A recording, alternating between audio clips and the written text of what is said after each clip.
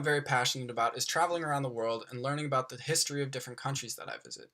Last year, I was able to spend an entire semester abroad in Dublin. So now I'm going to tell you about one of my favorite events in Irish history, the 1916 Easter Rising.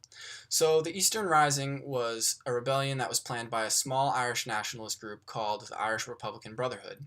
Now, as the name suggests, the rebellion was planned to take place on Easter Sunday of 1916. However, due to many miscommunications and poor planning, the rebellion didn't actually start until the following day of Easter Monday. So this blunder really set the tone for the rest of the rebellion, and like pretty much every other rebellion in Irish history against the British, it was a complete and utter military failure.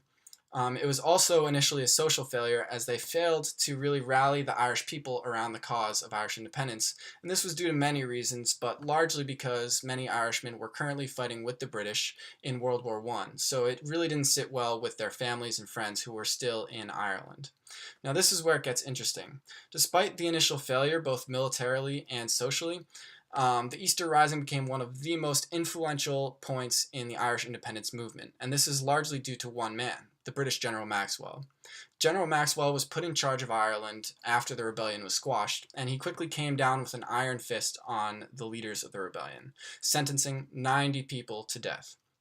Now, many of his superiors and colleagues were suggesting that he cut down on the executions because they thought that it would eventually turn these leaders into martyrs for a cause rather than just troublemakers during wartime.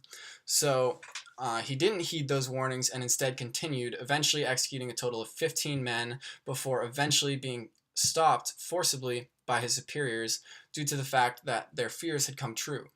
The Irish people began to see the rebels in an entirely new light as martyrs who were trying to free the Irish population from a brutally oppressive British regime.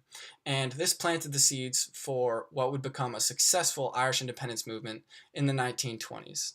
So thank you very much for listening. That was a brief history of the 1916 Easter Rising.